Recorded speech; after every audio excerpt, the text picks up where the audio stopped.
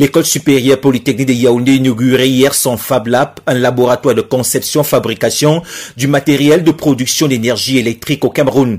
De ce Fab Lab devrait sortir des picoturbines en matériaux locaux propres adaptés aux réalités camerounaises. Le laboratoire devrait également renforcer les capacités des chercheurs et innovateurs pour leur permettre de développer et produire des innovations à partir du Fab Lab, développer chez les étudiants, les enseignants, les innovateurs et le secteur privé des compétences en conception et fabrication assistée par ordinateur. Financé à hauteur de 300 000 €, un peu plus de 196 millions de francs CFA par l'Union européenne à travers l'OACP via son projet de développement des technologies et innovations environnementales pour le développement durable. Ce projet devrait permettre de résorber au moins en partie le problème d'électrification rurale au Cameroun.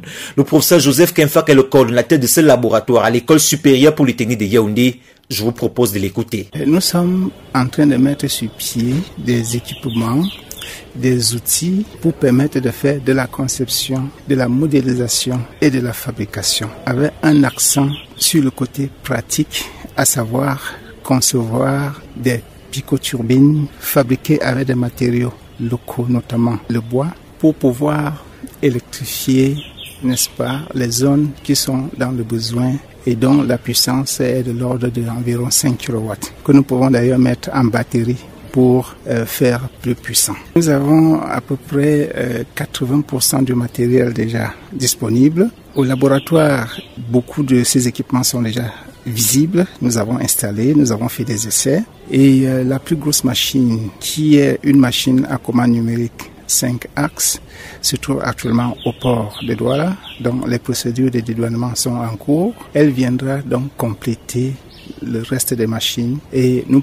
serons donc capables de concevoir et de fabriquer les pièces les plus complexes possibles et imaginables en l'état actuel de la fabrication mécanique. La cible de ce projet, c'est qui?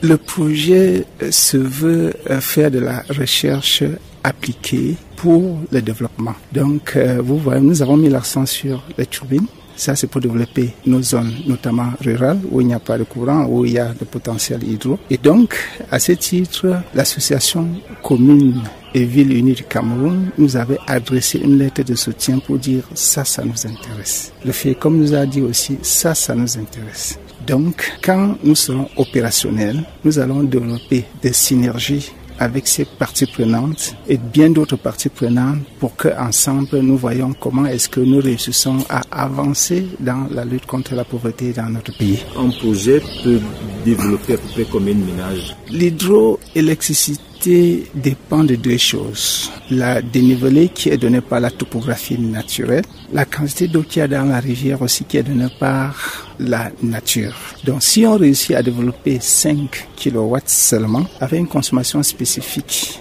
de 100 watts, et ça c'est le résultat des recherches antérieures, nous pouvons donc avoir 50 ménages électrifiés.